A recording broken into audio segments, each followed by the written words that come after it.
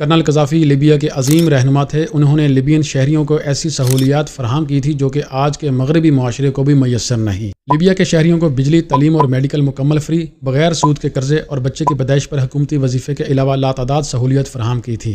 Libya पर कोई बैरूनी कर्जा नहीं था, अलबत्ता 140 बिलियन डॉलर से ज्यादा के रिजर्व थे। उन्होंने 2009 में 53 अफ्रीकी ममालिक के इत्तेहाद यूनाइटेड स्टेट्स ऑफ अफ्रीका को कायम करते हुए चेयरमैन मुंतखब हुए। उन्होंने बरे-आज़म अफ्रीका की एक मिलिट्री, एक करेंसी और एक पासपोर्ट की तजवीज़ भी दी जो कि ज़ेरे गौर थी। कर्नल कज़ाफ़ी ने साउथ अफ्रीका में नेल्सन मंडेला की आज़ादी की तहरीक को माली इमदाद के अलावा ANC के जंगजुओं को फौजी तरबियत भी दी। 1990 में नेल्सन मंडेला ने लीबिया का दौरा करते हुए कर्नल कज़ाफ़ी का शुक्रिया अदा किया। हिलरी क्लिंटन की हालिया लीक ईमेल्स में इंकशाफ हुआ कि कर्नल कज़ाफ़ी का दिनार में तेल को सेल करने का प्लान लीबिया में जंग शुरू करने की बड़ी वजह बना। 2011 में नेटो अफवाज ने मकामी गद्दारों के गिरोह के साथ मिलकर लीबिया में जंग शुरू करते हुए कर्नल कज़ाफ़ी को शहीद कर दिया।